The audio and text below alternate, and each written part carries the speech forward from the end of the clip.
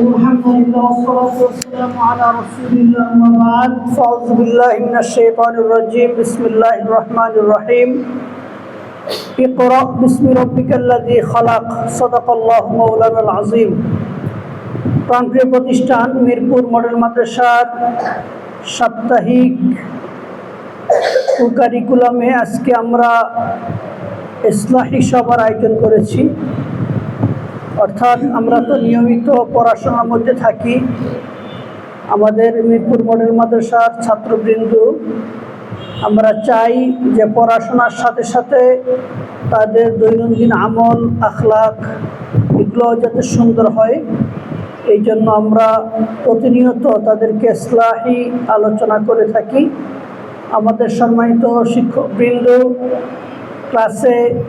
ক্লাসের পাশাপাশি বিভিন্ন সময় তাদেরকে উৎসাহিত করে থাকেন, কাউন্সিলিং করে থাকেন, আমল আখলাক তরবিয়ত করতে থাকেন।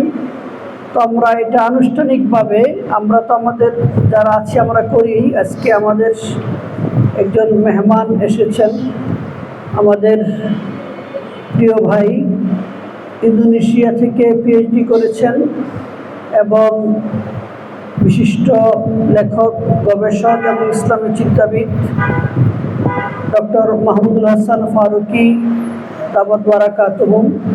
তিনি আপনাদের জন্য গুরুত্বপূর্ণ আলোচনা পেশ করবেন ইনশাআল্লাহ। তো শুরুতে আমি কোরআনুল কারীম থেকে তেলাওয়াত করার জন্য অনুরোধ করছি।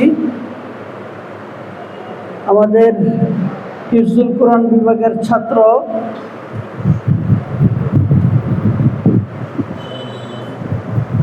কি আছে, হিফজের চশমাওয়ালা কি নাম, মুআজ আছেন, মুআজ তেলাওয়াত করবেন।